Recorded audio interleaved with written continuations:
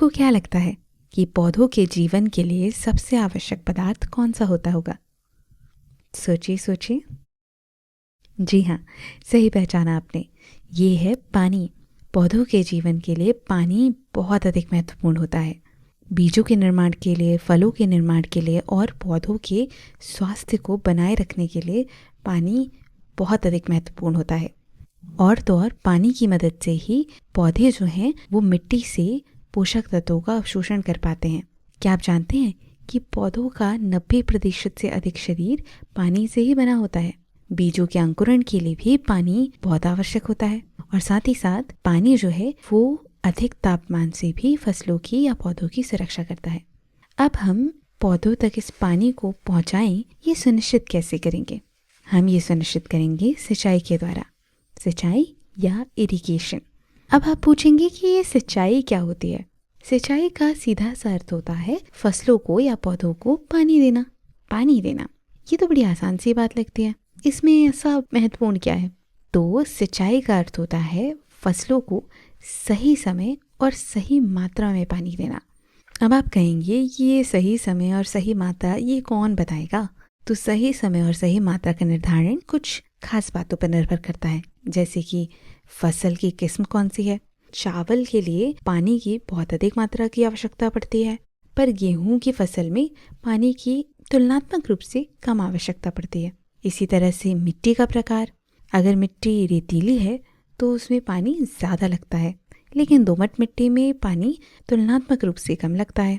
इसी तरह से मौसम से भी निर्धारित होता है कि कितना पानी दिया जाए। अगर गर्मी का मौसम है तो पानी ज़्यादा लगेगा और बारिश का मौसम है तो पानी देने की ज़रूरत ही नहीं पड़ेगी, है ना?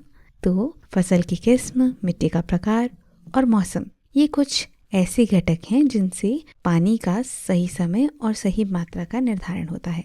अगर फसल की सिंचाई सही तरह से ना हो तो हमारी फसल सूख भी सकती है। ये तो आप नहीं चाहेंगे ना? तो अब जल्दी से बात कर लेते हैं कि सिंचाई के लिए पानी कहाँ से लाना है, यानी कि सिंचाई हेतु पानी के स्रोत। सिंचाई के लिए पानी के अलग अलग स्रोतों का प्रयोग किसानों के द्वारा किया जाता है, जिसमें से पहला स्रोत है भूमिगत जल। इसमें भूमि के नीचे उपस्थित पानी का प्रयोग किया जाता है, जैसे कुएं या ट्यूबवेल।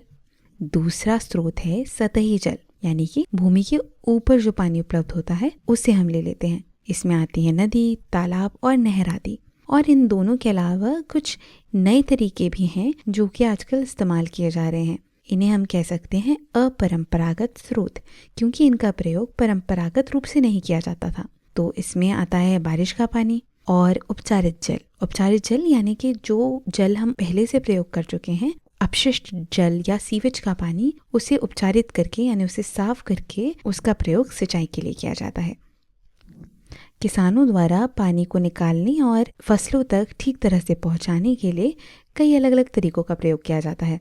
इसमें कई तरह की विधियां हैं, कुछ परंपरागत विधियां हैं और कुछ आधुनिक विधियां हैं। तो अब हम परंपरागत और आधुनिक विधियों के बारे में भी बात करेंगे। तो सबसे पहला तरीका पानी को निकालने का है घिरनी या पुली। घिरनी का प्रयोग करके पानी को कुएं में से ऊपर खींचा जाता है। अब आप कहेंगे घिरनी क्या होती है? तो घिरनी एक प्रकार का सरल यंत्र होता है जो यहाँ पर आपको दिखाई दे रहा है। इसमें रस्सी या तार डाला जाता है और इससे आप किसी भी भारी वस्तु को ऊपर की ओर खींच सकते हैं। और इसमें श्रम बहुत कम लगता है, यानी कि मेहनत बहुत कम लगती है। कम मेहनत में आप अगर किसी वस्तु के भार को ऊपर उठाना चाहें तो उसके लिए घिरनी का प्रयोग किया जाता है। दूसरा परंपरागत तरीका है चेन पंप। चेन पंप में घूमती हुई चेन होती है जिससे कि पानी को सतह तक लेकर आया जाता है। आप इस चित्र में देख सकते हैं कि किस तरह से ये चेन घूमती रहती है और नीचे ये जो पानी है उसको सतह तक, जहाँ पर भी इसकी जरूरत है, उस सतह तक लेकर जाया जाता है। परंपरागत तरीकों की बात करते हुए आगे बढ़ते हैं और तीसरा तरीका है उत्तोलक या लीवर। तो ये जो चित्र में आप एक लीवर देख पा रहे हैं, इसकी सहायता से पानी को ऊपर खींचा जाता है।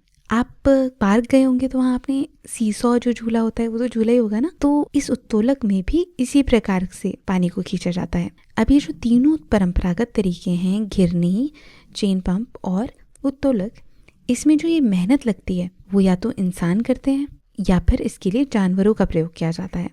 अब तक हमने बात की कि पानी को कैसे निकाला जाता है। अब हम बात करेंगे कि पानी को फसलों तक पहुँचाया कैसे जाता है।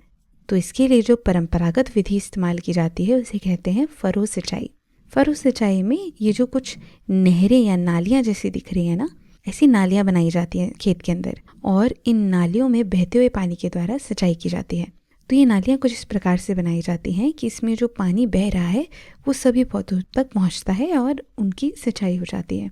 अब ये जो परंपरागत तरीके हैं ये कामगर थे, आसान थे और बहुत सस्ते थे, लेकिन इनमें समय बहुत लगता था, मेहनत बहुत लगती थी, और साथ ही साथ ये एक बहुत बड़ी क्षेत्र में अगर सिंचाई करनी हो तो उसके लिए प्रभावी नहीं होते थे।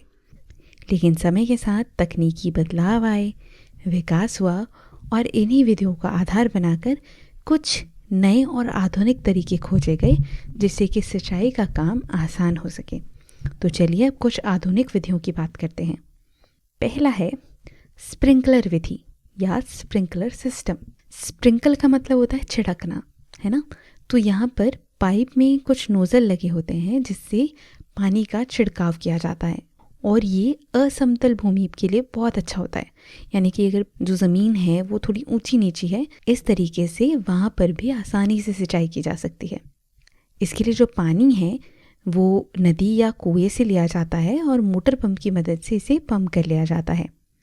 अगली आधुनिक विधि है ड्रिप सिंचाई या ड्रिप इरिगेशन। तो इस प्रकार की सिंचाई में पानी को बूंद बूंद करके सीधे पौधों की जड़ों में पहुंचाया जाता है।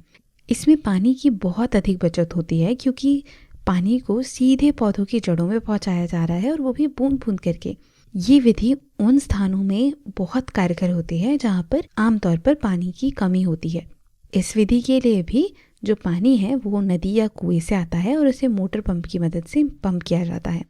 अब यहाँ पे एक खास बात देखेंगे कि जो परंपरागत विधियाँ थी वहाँ पर या तो इंसान मेहनत कर रहे थे या जानवरों की मदद ली जा रही थी, और अब जो आधुनिक तरीके हैं वहाँ पर यंत्रों की मदद ली जाती है, जैसे कि मोटर पंप। सिंचाई के लिए परंपरागत तरीके और आधुनिक तरीके दोनों ही कारगर हैं, लेकिन जो आधुनिक तरीके हैं वो समय की बचत करते हैं और पानी भी बचाते हैं, और साथ ही साथ अधिक प्रभावी होते हैं जब आपको बहुत बड़े बड़े खेतों में सिंचाई करनी हो। तो आज हमने क्या जाना है, एक बार जल्दी से सीख लेते हैं। सबसे पहले हमने जाना कि सिंचाई क्या होती है। फसलों को सही समय और सही मात्रा में पानी देना, उसे ही सिंचाई कहते हैं। और ये निर्भर करता है कि फसल कौन सी है, मिट्टी कौन सी है और मौसम कौन सा चल रहा है। अब सिंचाई के लिए पानी के कौन से स्रोत हम इस्तेमाल करते हैं, इनमें एक है भूमिगत जल जिसमें आते हैं कुएं और ट्यूबवेल, दूसरा है सतही जल जिसमें आती है नदी और तालाब, और तीसरा है अपरंपरागत स्रोत जिसमें आपका बारिश का पानी और उपचारित जल आ जाता है। पानी के स्रोतों से पानी को निकालना और फसलों तक पहुंचाना, इस काम के लिए मुख्य रूप से दो प्रकार की विधियां होती है, एक है परंपरागत और दूसरी है आधुनिक। तो कुछ परंपरागत विधियों के बारे में हमने जाना है और कुछ आधुनिक विधियों के बारे में। परंपरागत विधियों में आता है घिरनी। तो घिरनी का इस्तेमाल करके पानी से भरी हुई भारी बाल्टी को आसानी से ऊपर खींच लिया जाता है।